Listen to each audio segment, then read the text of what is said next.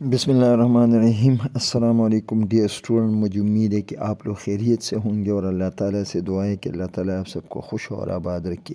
آپ لوگ میرا یوٹیوب چینل دیکھ رہے ہیں اردو لرننگ پوائنٹ۔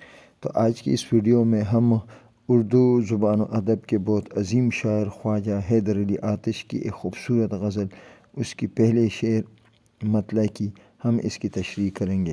خواجہ حیدر علی آتش یہ ہندوستان کے مشہور اور تاریخی شاعر دہلی میں پیدا ہوئے۔ آپ ایک صوفی اور بزرگ خاندان سے تعلق رکھتے تھے اور آپ کو شعر و شاعری کا بہت زیادہ شوق تھا، اور آپ نے اپنے خاص انداز میں ایک صوفیانہ کلام آپ نے ادب میں پیش کیا ہے، اور آپ کے اکثر اشعار لوگوں کی زبان پر چڑھے ہوئے ہیں۔ تو یہ آپ کی ایک خوبصورت غزل ہے، اور یہ اس کا پہلا شعر ہے جس کو مطلع کہتے ہیں۔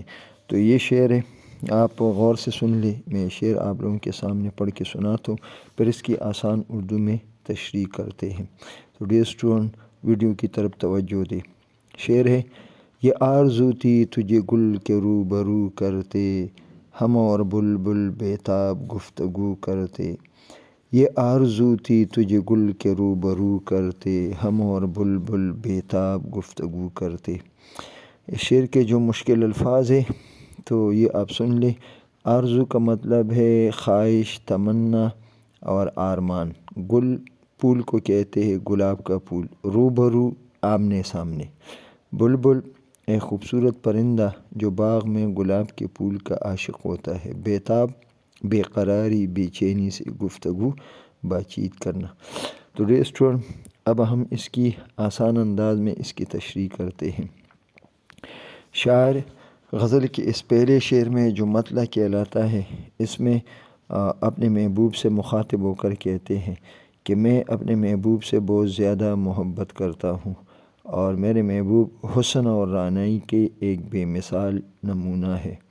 تو یہ میری بہت بڑی خواہش تھی، بہت عرصے سے یہ میری دلی آرزو تھی کہ میں اپنے محبوب کو باغ میں لے جا کے گلاب کے پھول کے سامنے بٹھا دیتا، اور پھر گلاب کے پھول کے عاشق بلبل کو بلاتا اور اس کو دعوت دیتا کہ آ کے دیکھو، کیونکہ بلبل جو ہے یہ گلاب کے پھول کا عاشق ہوتا ہے، اور وہ سارا دن باغ میں، باغیچے میں، گلستان میں گلاب کے پھول کے ارد گرد منڈلاتا ہے اور اپنے محبوب سے اپنے محبت کا اظہار کرتا ہے، اور سارا دن باغ میں گزار کے وہ اپنے محبوب کا نظارہ کرتے، دیدار کرتا ہے، اور اس کے عشق اور محبت میں خوبصورت گیت گاتا ہے۔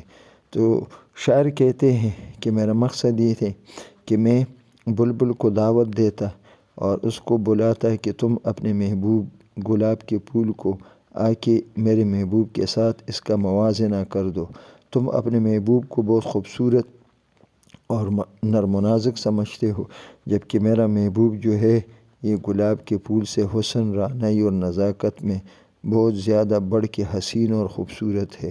تو بلبل اپنے محبوب کو بلاتا اور میں اپنے محبوب کو باغ میں گلاب کے پھول کے سامنے بٹھا دیتا۔ دونوں میں اس طرح بات چیت شروع ہوتی۔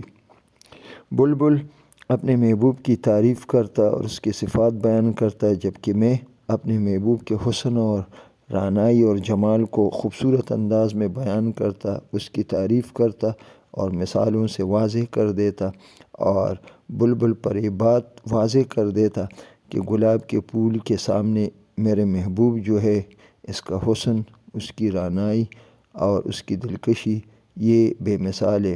گلاب کا پھول حسن اور رعنائی میں میرے محبوب کے سامنے کوئی حیثیت نہیں رکھتا، بلکہ جب محبوب باغ میں قدم رکھتا ہے تو پھولوں کے رنگ پیلے پڑ جاتے ہیں، اور ہر طرف میرے محبوب کے حسین اور خوبصورت چہرے، اس کی چمک دمک ہر طرف پھیل جاتی ہے۔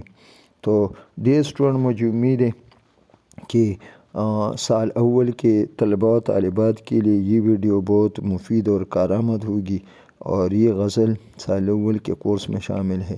تو اس سے فائدہ اٹھائیں گے اور یہ تشریح سن کر وہ اچھی طرح سے سیکھیں گے اور اس کو استعمال کریں گے۔ انشاءاللہ اگلی ویڈیو میں آپ سے پھر ملاقات ہوگی، تب تک کے لیے اجازت دے۔ اللہ حافظ۔